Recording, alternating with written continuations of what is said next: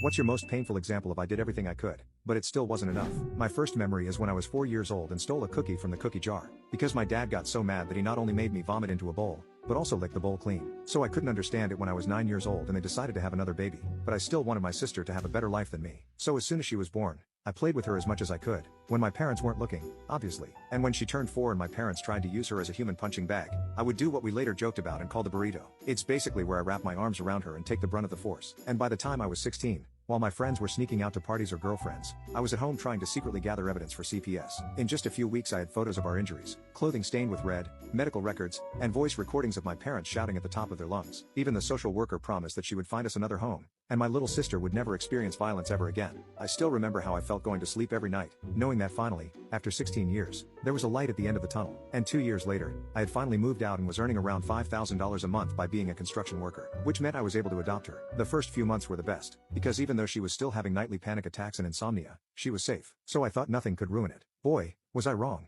Because even though I had gone no contact with my parents, the trauma had never left me. And instead of healing through therapy or medication, I turned to alcohol. And for a while, I was pretty successful at hiding it from my sister. But then once a week turned into twice, and twice turned into 4 times. And before I knew it, I was 19 drinking all day every day. Even though my memory is blurred, I'm pretty sure I was still a good big brother. I made her meals 3 times a day. She knew she could come to me with anything, and budgeting was never really a problem. Compared to our family home, it was practically paradise on earth. But CPS thought otherwise. You see, after forgetting to pick her up from school just twice in 6 months, a teacher reported me, and, long story short, I lost custody. The way my sister cried in court that day is still burned into my memory. I couldn't stop thinking about how I had failed her, and that's when I knew I needed to get my poop together. So, I did. I poured thousands into therapy, rehab and even meditation retreats. Except by the time I was ready to retrial for custody, I was too late. Because that week I found out my 12-year-old sister had self-unalived. Her body was found in the bathroom of the foster home. And now my sister is another statistic that the system failed. I effing hate this country, but not as much as I hate myself.